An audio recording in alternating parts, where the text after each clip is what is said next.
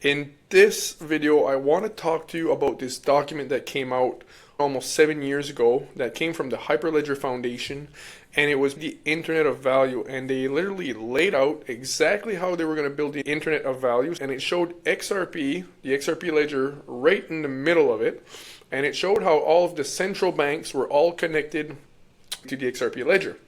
This is the document. I'm going to scroll through the document real quick. Before I break down this document for you, I'm going to show you who the Hyperledger Foundation is, because the Hyperledger Foundation is just absolutely massive. There's nothing bigger than the Hyperledger Foundation when it comes to blockchain open source projects. I'll go through that in a second. Let me scroll down through the document real quick. And by the way, I want to add that this document is literally impossible to find now. The reason it's all chopped up here, it's not in proper order, it's just because I had saved it on my phone and I had to merge all the pages together. That's why it's a bit convoluted. In the first page, it talks about the Internet of Information, how it was created. Started with the first mainframe computers in 1950. Then it talks about how the TCP was created in 1974, Microsoft in 1975, Apple in 1976. It goes on and on. It talks about the HTTP and the World Wide Web was created, Amazon, eBay, and Google. It goes up to 2024. Then here it talks about the Internet of Value and how they're going to create the Internet of Value. At the bottom, you see how the XRP Ledger is at the heart of the Internet of Value. But I'm going to break down this document in detail a bit later. But here you can see how all of the central banks here and all of the correspondent banks and the liquidity providers are all holding XRP. But I just want to show you who the Linux Foundation is, and then I'm going to show you some really crazy details about this document. So this used to be the Hyperledger Foundation, which is under the Linux Foundation. Now they are called the Linux Foundation Decentralized Trust, no longer called Hyperledger. I'm going to show you the players. All the open source solutions for blockchain are from the Decentralized Trust organization, which again used to be the Hyperledger Foundation. So just the first one here, DTCC, the Depository Trust Corporation Company, is, from my understanding, it's like the Federal Reserve before the Federal Reserve in the US. And it's just massive. They settle $2,500 trillion per year in securities. It's 2.5 quadrillion in securities. We know they're working with Ripple. They're integrating distributed ledger technology in their back office, in their background, in the infrastructure, settle all their transactions, and obviously Ripple is being used. I'm going to show that in another video. But let's look at the members. American Express, Applied Blockchains, Hawaii, which is massive in Japan or China. You've got IBM, Fujitsu, NTT Data, which is huge. You've got R3. R3 is massive. 90% of the banks are connected to R3. R3 uses the Corda app, which uses XRP for settlement. A lot of people don't think that it only uses XRP, but you can watch one of my other videos. Definitely R3 uses XRP for settlement. Tata Consulting Services. Tata alone is massive. You've got Ripple, Walmart, Central Bank of Nigeria, Alastria, Banco Central of Brazil, Bank of England, Banque de France, Federal Reserve, European Blockchain Association, LaChain. LaChain is massive. It's headed by Quant. MIT and the IETF, the Internet Engineering Task Force, are responsible for all of the internet protocols that they're responsible for the creation and maintenance of internet standards. Without MIT and the IETF, we wouldn't have the internet today. The IETF and MIT created the Secure Asset Transfer Protocol, which is the re-architecturing of the internet with Quant, but that's different from the Internet of Value. You've got MOBI, central banks, commercial banks, universities, biggest blockchain consortiums, biggest tech companies. They're all members of the Decentralized Trust Organization, the biggest consortium for open source blockchain projects so that the whole world can use blockchain. And definitely, if you've researched Quant like a maniac, Quant is the interoperability layer and operating system to interconnect everything, but that's different from the Internet of Value. This is where the Internet of Value document came from. So that's why I want to show you this. So here, this is a small description of the Decentralized Trust, the open source foundation for decentralized technology ecosystems. Linux Foundation Decentralized Trust is a nonprofit that champions open source best practices across a growing ecosystem of blockchain, ledger, identity, cryptographic, and related technologies. By embracing open source principles established by the Linux Foundation, LP Decentralized Trust serves as the neutral home for the open development of technologies that empower organizations to innovate with secure, resilient code. It's just insane, the size of Hyperledger Foundation. It's called Decentralized Trust. I'm going to break down this document for you. It's absolutely insane and was created almost 7 or 8 years ago. The reason I want to break down this document for you is because I've studied this document a lot. I've read it so many times and haven't seen anybody break it down to the T, because it's just insane how they're showing about the XRP here. So anyway, so let's go through it quickly, but not too quickly. So again, I was showing you earlier the history of the Internet of Information, the TCP protocol we have today. It's explaining that we're going from the Internet of Information to the Internet of Value. This was produced by Everest and NTT Data. If you look down here, it's saying how it's coming from the Hyperledger Foundation. NTT Data and Everest are huge, and they're part of the Hyperledger Foundation. This document was coming straight from the Hyperledger Foundation. So it talks about the Internet of Value. We're going from the Internet of Information to the Internet of Value. And so here it talks about Bitcoin being created 2009. They're not showing the whole history here, because if you Google search David Schwartz Bitcoin patent, you'll find a patent that David Schwartz received in 1989 called the Distributed Computer. So it's a patent on distributed computers. When you read the patents, it's literally the Bitcoin patent. This is in 89. If you Google search David Schwartz Bitcoin patent, you click here, the first thing right here. This was produced in 1989. It's given to David Schwartz Enterprise Inc. It's a multi-level distributed computer system for distributed processing, preferably includes a plurality of personal computers. A task imputed to the systems is divided into portions. So if you go through this document, this is the Bitcoin patent, technically. And at the time, very interestingly, David Schwartz worked for a 3-letter agency that starts with an N. If you go look on his profile, the most powerful 3-letter agency in the world. He worked for them in 1989 when he produced this patent. This is 30 years before the Bitcoin patent came out. And so there's other evidence that these agencies had the technology for Bitcoin years before the Bitcoin white paper came out. Anyways, I'm not going to go in a big rabbit trail there. I'm going to explain that in another video sometime. So back to this document. In 2012, Ripple is born. 2014, R3 Consortium is born. And Interledger protocol is invented in 2015. 2016, SBI Ripple Asia. It goes on and on. It talks about 2017. Ripple becomes the standard for international money transfers between banks. Interledger protocol becomes the standard protocol for connecting banks as part of Ripple software. This document was produced, I think it's like 2016 or 2015, or maybe 2017 at the latest. And it's showing how they were planning for the Interledger protocol to become the standard for connecting bank ledgers. There is a misconception when it comes to quant over ledger. Quant is the interoperability for everything. It's the Internet of Trust. It connects legacy systems to blockchain.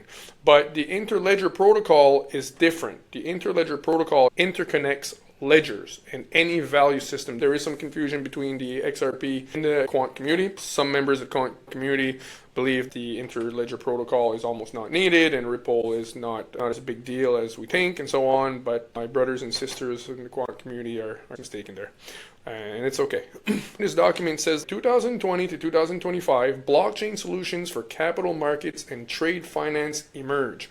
R3 Corda, Fabric, and all these different solutions emerge. We've seen that already, right? We're seeing R3, we're seeing a bunch of different solutions come for capital markets and trade finance.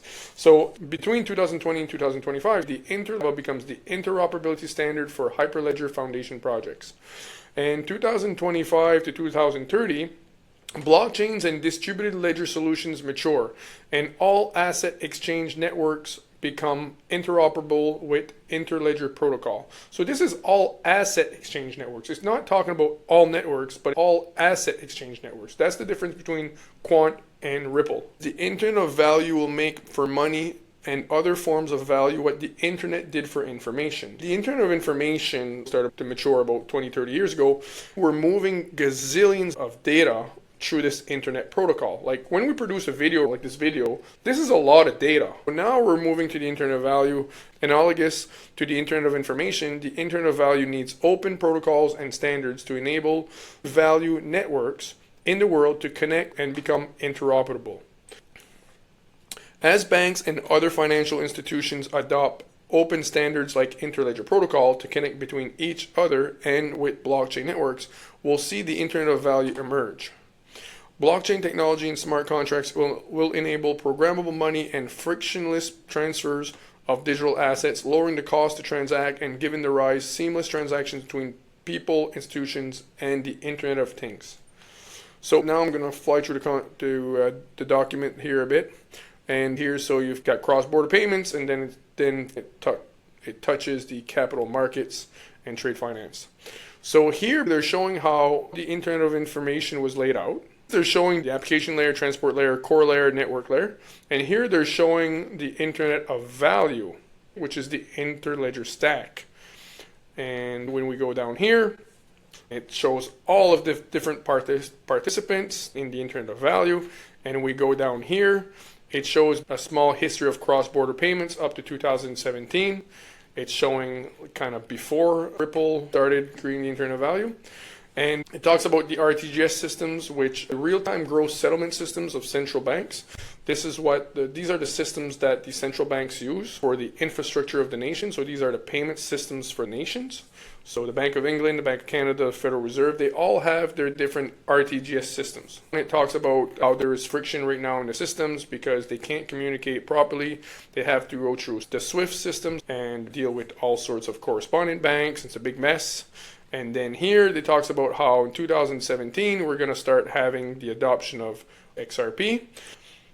But as you can see here, 2017, it's showing how in 2017 we didn't have the full adoption of XRP yet. You can see that right here you have the RTGS systems for different central banks. Bank of Japan, Target 2, which I believe is Europe, Fedwire, which is Federal Reserve, TAPS, which I believe is the UK, and this one is China, I believe. So it's giving you an example of the central banks and their RTGS systems. On this side here, local payments is the commercial banks, and then here is the central banks, and obviously all the commercial banks in a country are connected to the central bank of that country. So you see how not all of the banks are holding XRP here. You see a little red dot, that's the XRP logo. They're showing 2017. And you see how these correspondent banks here, CB and LP right here, so that's correspondent banks and liquidity providers. They're not all holding XRP yet. It's important to read this. It says many financial institutions are joining RippleNet to make interbank, local, and international payments. As banks accelerate RippleNet adoption worldwide, financial institutions will start using the XRP Ledger for liquidity, provisioning, and cross-currency global RTGS. It talks about how Everest and NTT Data are developing Interledger Java, an implementation of the Interledger protocol, to facilitate real-time settlement of transactions across banks, payment systems, and capital markets. Now, as we go lower here, this is very interesting. This is the main part I want to show you. In the document earlier, it was talking about how RippleNet was being adopted by all the banks. And it's crazy because if I remember Brad Garlinghouse in early 2018 said we are connecting 5 banks to RippleNet. RippleNet is a software that Ripple built, okay? And it's a private network. A lot of people don't realize that RippleNet itself is a private network and the XRP Ledger is a public network. All the volume happening on RippleNet, I personally don't think that we would see the volume right now because it's a private network. So anyways, I'm going to talk about that in another video. So in 2018, Brad Garlinghouse was saying that they were connecting 5 banks per week to RippleNet. So at first, he talked about how he said, oh, you know, we're connecting 2 banks per week and 3 banks per week. And then afterwards, he said we're connecting 5 banks per week. And then I believe he said we're connecting 6 banks per week. So at the time, they admitted that they had 300 banks, very, very big banks, some of them, like huge, some of the biggest banks in the world, were connected to RippleNet, and that they had 300, and they were connecting 6 banks per week. And this was in 2018, that they already had 300 banks connected, and they were connecting 6 banks per week. So you have to do the math, because consistently they were connecting 6 banks per week, and they were just getting the ball rolling at that time. So if you think about it, 6 banks per week times 52 weeks, that's over 300 banks per year. And this is 7 years ago. 300 banks times 7 years would be 2,100 banks today. Some of the biggest banks in the world, and also they already had 300 connected. So that's 2,100 plus 300. So RippleNet right now, conservatively, would have 2,400 banks connected. And nobody's talking about that. But I just did the math for you. And still, to this day, Ripple is still on their website, and when they talk publicly, they say, yeah, we have over 300 or 200 banks, right? But that's complete BS, okay? That is complete BS. Like I said, they were connecting 6 banks per week. That's 300 banks per year. 7 years ago, that's 2,100 banks plus the 300 banks they already had. So that's 2,400 banks, and that's just banks alone. We know that they're working with Swift. I'll show you a video sometime. One of the top guys working at Swift has been there for 20 years. In a video, he's being interviewed and says, Swift literally runs in my blood. I've been in Swift for 20 years. And then he goes on to say how Ripple's not really a competitor. They're complementary to Swift because Swift can use Ripple to settle transactions. Said that passively. Very interesting. So I know that they've always presented as if Ripple was a competitor and Swift was never going to work with Ripple. It's complete BS. They knew a long time ago that Swift was bringing their network, was bringing all their volume to the XRP Ledger. Swift can't survive without connecting to them anyway. So that's another story. But Swift alone would be 10,000 banks. And what Ripple has been doing with RippleNet, they've literally been connecting payment companies, and MoneyGram, different companies like that. So sometimes they're integrating RippleNet with a network connecting 200 or 500 institutions and so on. So the 2,400 banks that I told you, that is just counting one by one at the rate that they were going. That's not even factoring in the fact that they're literally connecting the RTGS, the real-time gross settlement systems of the nations, and so on and so forth. So, they're lying to us like crazy. A lot of people think Ripple is our best friend. They're not. I'm sorry to say this, my brothers and sisters with the Ripple community, but Ripple doesn't care about us. Ripple was not created for us. Ripple was created for the central banks and the powers that be, but they needed us to get the ball rolling. They needed liquidity on the exchange. I could actually show you, I think it's Naptin Gupta. I don't know what his name is. He's from India. He's one of the top guys for Ripple, and on stage he's saying that we have a chicken and egg situation because the retailers make a lot of noise and we don't like that much noise, but you need them to get the ball rolling, to create liquidity on the exchanges and so on and so forth. And on stage he's literally telling us right there that they'd rather not have the retailers involved if it was up to them. But in order for XRP to be super liquid and to have a million use cases, you need the retail investors like us. But anyways, so I'm going to break down this last page because this is the most important page. Right here, you have the RTGS systems, which is all the central banks, and then you have all the commercial banks here. And they're now by 2020, 2025, this is the next page. Earlier was showing 2020, but now in 2020, 2025, they're all holding XRP. Every single one of them. And here you've got CB and LP, correspondent banks and liquidity providers. They're all holding XRP. This is the crazy part. It gets really good here. So as I was showing you, you have the RTGS system, the real-time gross settlement systems that every central bank has for their countries. And right here, you have the global RTGS, the global real-time gross settlement system. And right underneath here, you see what the global RTGS system is. It's the XRP Ledger. Isn't that interesting? And the XRP Ledger, via the interledger protocol, it's connecting everything. And I'm going to show you another page here. It gets even crazier right here. How you see all different platforms, all the blockchain and DLT platforms, the capital markets like DTCC, trade finance, SAP, IBM, Oracle, Internet of Things, Intel, Apple, Tesla, payment platforms. We're going to go over this in a second because it gets even better. But before we go there, let me read you this right here. This is the money shot right here. The global RTGS, which is XRP Ledger, will remove friction, cost, and risk from cross-currency transactions. Ripple is always talking about like, oh, it's for cross-border payments. It's not about cross-border payments. It's literally, makes it sound kind of small when you just say cross-border. It's about cross-currency. And it's also about any type of asset, any type of value to any type of value. So if you have a stock in IBM and want to sell that stock, and it's tokenized stock, instantly you settle for whatever other asset you want. Do you want to buy a car?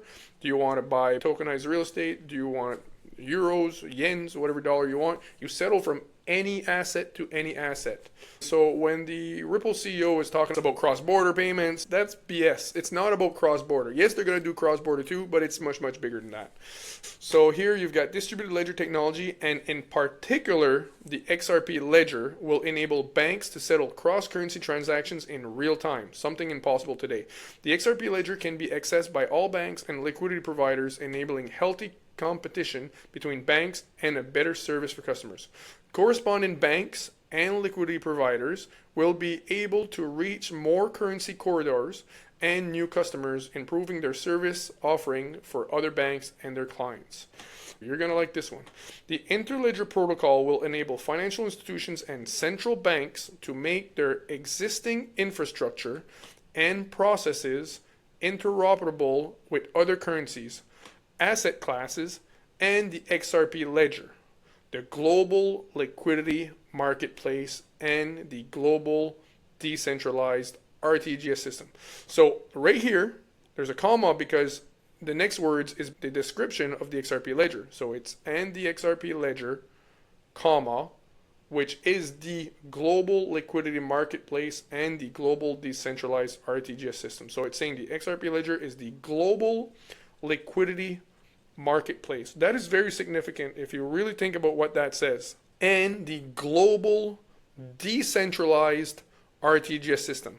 Right here, global RTGS, global decentralized RTGS. That's why it's called the Internet of Value, because it's open source. Anybody can build on that. It's like the Internet of Information, but instead of moving data, it's to move value, anything of value. And that's why we're seeing the whole world being tokenized. They're tokenizing everything. Stocks, bonds, derivatives, assets, arts, real estate, everything is being tokenized. That's why we call it the fourth industrial age, the tokenization age, blockchain age. But the proper term is the tokenization age. We're going from the information age, which was the internet, and we're going to the fourth industrial age, which is the tokenized age, meaning everything is being tokenized, which means that the ownership of assets is going to be on the blockchain. So instead of having a certificate where you own an asset, you're getting a token. And the representation of ownership is in that token. And because it's a token, you can instantly settle it with any other asset because everything's tokenized.